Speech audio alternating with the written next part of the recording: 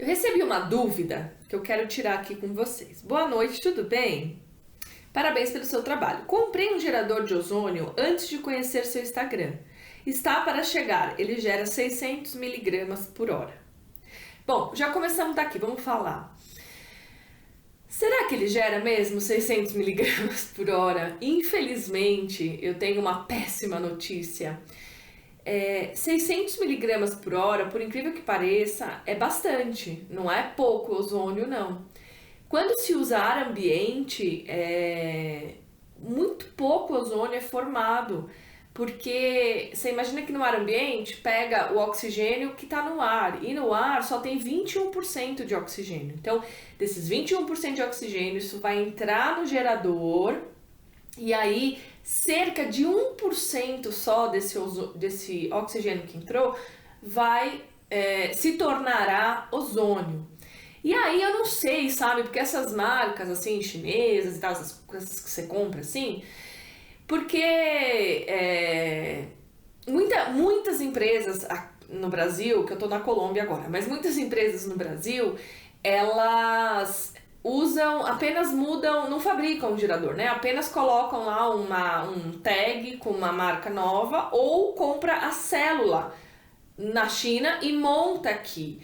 E a célula, que é onde acontece a reação, né? Onde acontece a descarga elétrica, onde separa a molécula de oxigênio, é o coração do gerador, é a parte mais importante.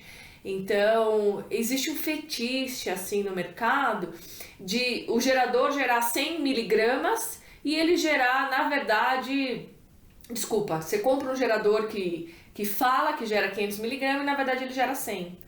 Isso é muito comum e eu posso provar, porque eu já comprei um de 500 miligramas, a hora que eu fui medir ele estava gerando 130 e ao longo do tempo ele foi reduzindo muito. Por quê, gente? Porque no ar, quando se usa ar ambiente, no ar tem nitrogênio. Quando esse nitrogênio ele entra no gerador, ele é quebrada a molécula de nitrogênio e esse nitrogênio se junta com a umidade do ar e com o oxigênio e forma um ácido nítrico. Então, dentro do seu gerador, se você usa ar ambiente, não trata esse ar, não tira a umidade desse ar, está corroendo o seu gerador. Então, vai chegar uma hora que seu gerador não vai funcionar mais. E não vai mesmo. E assim, eu comprei um gerador, eu abro ele, eu olho a célula, e aí eu comprei a célula também. Então, eu troquei a célula e ele voltou a operar super bem.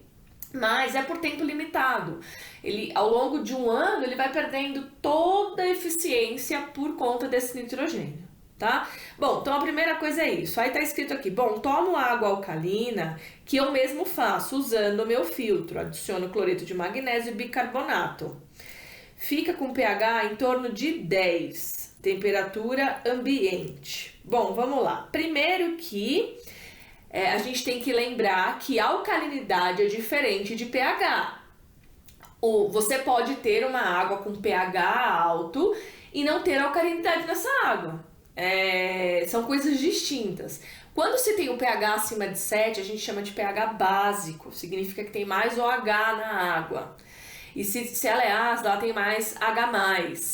E então você pode ter uma água com pH mais alto, dosar um pouquinho de soda nessa água e ter um pH alto, mas ela ter zero de alcalinidade, ela ter uma alcalinidade muito baixa, que na verdade a alcalinidade ela é proveniente disso, de bicarbonatos, de carbonatos, às vezes as águas elas passam por rochas, por locais que possuem isso, esses carbonatos, e por isso que a alcalinidade dela é alta, e é essa alcalinidade alta que é bom para a saúde, não é só o pH, tá? Então aqui ela aumentou o pH, mas ela usa o bicarbonato, então beleza. A temperatura ambiente. Posso usar o ozônio nessa água? Você pode tudo, mas o que acontece? O ozônio, quando ele entra na água, ele escolhe um caminho. E quem faz ele escolher esse caminho é o pH. Então, numa água, eu vou ser muito sincera, não existe uma água com pH alto que tenha ozônio. Por quê? A hora que o ozônio ele entra, ele vai para o caminho do OH e ele se junta com esse OH e forma as hidroxilas. Essas hidroxilas, elas possuem tempo de meia-vida, assim, tempo de duração na água muito baixo, tipo 3 segundos. Enquanto que, quando o ozônio ele entra na água e o pH é mais baixo, ele vai reagir primeiro com a matéria orgânica. Se tiver algum bichinho lá, ele vai matar esse bicho. Se não tiver bicho, ele não consegue reagir com H+, que mostra que a água está ácida, né? pH mais baixo. Então, assim, na verdade, você pode. O ozônio ele vai entrar, vai reagir com esses... Vai formar hidroxila, que também também vai fazer a desinfecção, mas não vai manter residual lá. Então, sim, você pode. Agora, por exemplo, se a gente está falando da área da saúde, você não quer uma água, você quer uma água com ozônio, você quer uma água com bastante ozônio dissolvido. Então, você vai usar uma água pura, que é... Quando se fala água pura, ela já é um pH ácido. Por conta de algumas coisas que eu não vou entrar aqui. Mas sim, você pode usar. Continuando, após fazer a ozonização, posso deixá-la em uma garrafa de vidro fechada e ir tomando durante o dia? Vidro, ok, é legal. Deixar na geladeira. Ixi, não tem geladeira aqui, né? Fazendo fechado e ir tomando durante o dia. Bom, vamos lá, gente. O que faz o ozônio sair da água? É a temperatura. A temperatura é a agitação das moléculas. Então, a água tá lá com uma temperatura X e aí o ozônio ele tem que entrar nessa água. Então já começa a primeira treta, já começa aí, porque quanto maior a temperatura, mais difícil vai ser enfiar uma molécula dentro dessa água, tá? Enfiou a molécula lá, conseguiu, o ozônio tá lá. Se começar a aumentar a temperatura, essa molécula de ozônio vai começar a falar: ai meu Deus, quero sair daqui. E nada mais, é a mesma coisa quando você vai ferver uma água, você não vê a bolinha de ar saindo? Por quê? Porque você está aumentando a temperatura, consequentemente você está agitando essas moléculas, e essas moléculas chegam uma hora que elas estão tão agitadas que elas saem da água e se tornam vapor.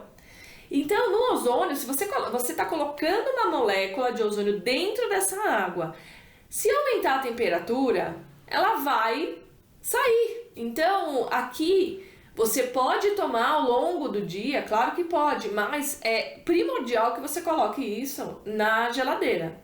Não tem como não pôr na geladeira, porque se você deixar a 20 graus uma água destilada, ou seja, um pH um pouco mais baixo, uma água que não tem bicho lá, não tem micro-organismo, não tem ferro e manganês para reagir, se você deixar o ozônio lá a 20 graus, pH ácido, meio ácido, numa água pura, ele vai durar uma meia vida, ou seja, na metade, quando chegar a 20 minutos, ele já vai ter a metade de ozônio dissolvido.